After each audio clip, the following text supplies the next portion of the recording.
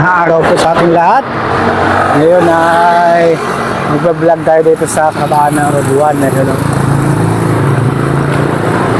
Lakad-lakad lang tayo dito. Namin tayo magawa kundi magala-gala. Ayun. Pupunta na tayo dun sa overpass.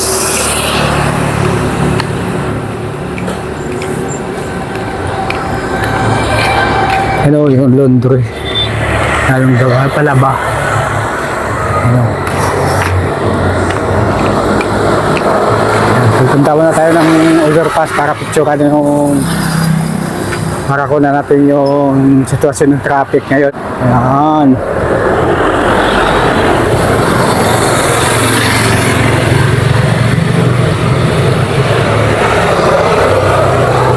Update lang tayo dito sa may Mindanao Avenue.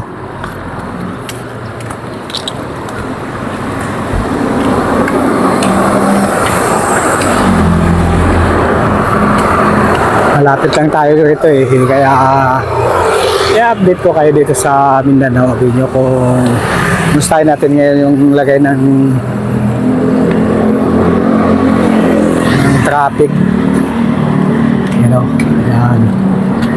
Malapit lang tayo rito kaya subukan din natin mag-vlog dito sa kabaan ng Road 1 Project 6.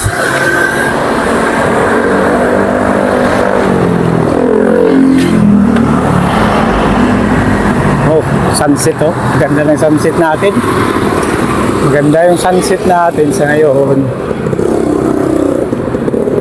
Una natin ng video yung sunset natin doon sa overpass.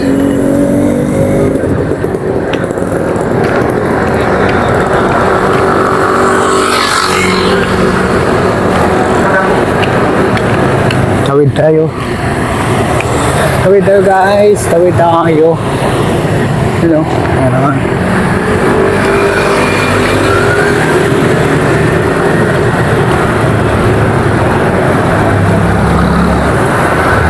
Dito marami dito naman durugas. Ako ngayon kung mayroon pa rin. Ingat-ingat lang tayo dito guys, kaya marami dito mandurugas sa overpass na to.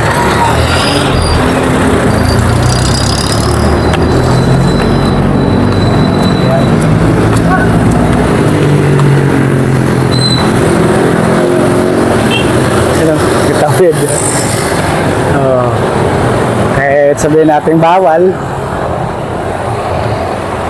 tumatawid pa rin sila. Uy.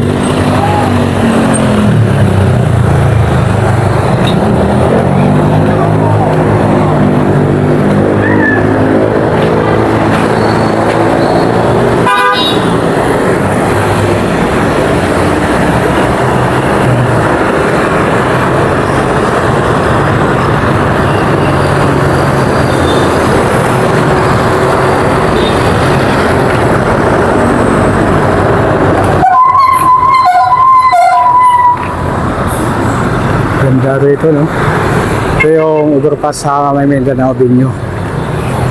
Ayan. Paganda rito pag hapon, sa sunset. Ayan.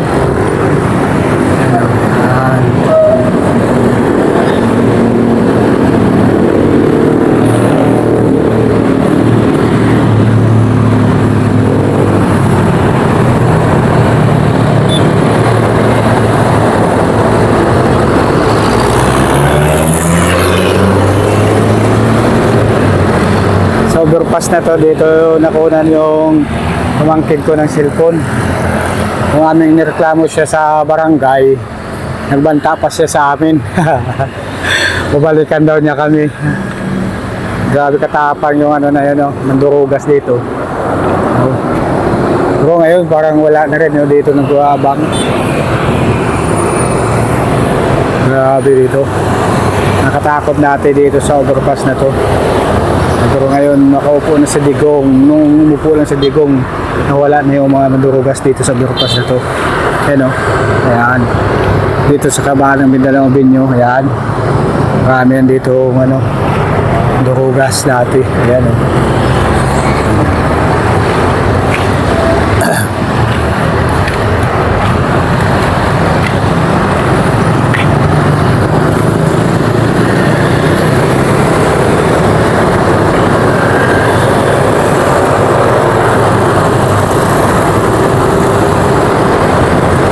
Sunset oh. Ganda ng sunset oh.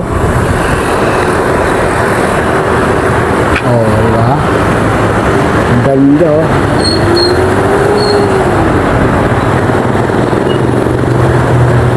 Kaya medyo ingat-ingat tayo dito. May makita agad tayo na hinala, alas kagad tayo. Ayan. Sige, hanggang dito na lang ang aking vlog sa araw na ito at maraming salamat sa lahat. Ayan. Dito lang tayo dito sa kahabaan ng Mindanao Avenue. Ayan. Pauwi na po tayo. Salamat.